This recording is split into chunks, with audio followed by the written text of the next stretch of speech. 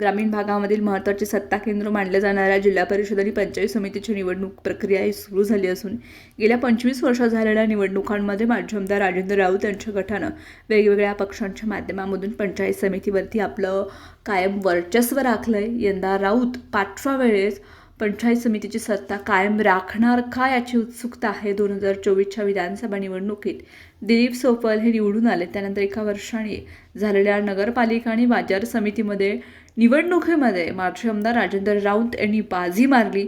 सलग 2 महत्त्वाच्या सत्ता केंद्रावरती वर्चस्व मिळाल्यामुळे राऊत यांचा गट ह्या निवडणुकीला अतिशय उत्साहानं सामोरं जात आहे. तसेच आमदार दिलीप सोपल यांचे समर्थक पक्ष बदलण्याच्या तयारीत आहेत. ते राज्यामधील महायुती सरकारमधील घटक पक्ष असलेल्या राष्ट्रवादीमध्ये प्रवेश करणार असल्याची जोरदार चर्चा सुरू आहे. दोन्ही गटात आपापले समर्थकांचे मेळावे नुकतेच घेतले आहेत आणि बार्शी तालुक्यामध्ये 92 ग्रामपंचायतीच्या निवडणुका होणार आहेत. जिल्हा परिषद पंचायत समितीच्या निवडणुका ग्रामीण भागातील राजकीय वर्चस्वासाठी या निवडणुका महत्त्वाच्या आहेत आणि या निवडणुकांमध्ये निकालाचे जे पडसाद आहेत आगामी राजकारणावरती उमटणार आहेत.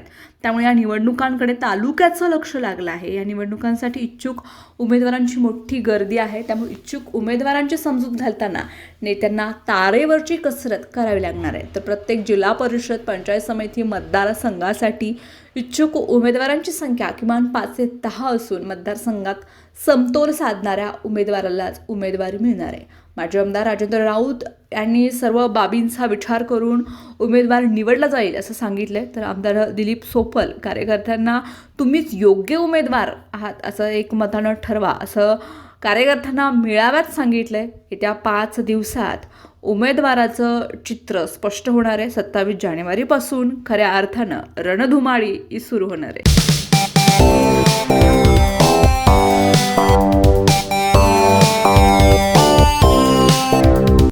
सिनेट सदस्य माननीय श्री अजिंक्य राणा पाटील यांना वाढदिवसाच्या हार्दिक शुभेच्छा. शुभेच्छुक समाधान कारंडे, मित्रपरिवार.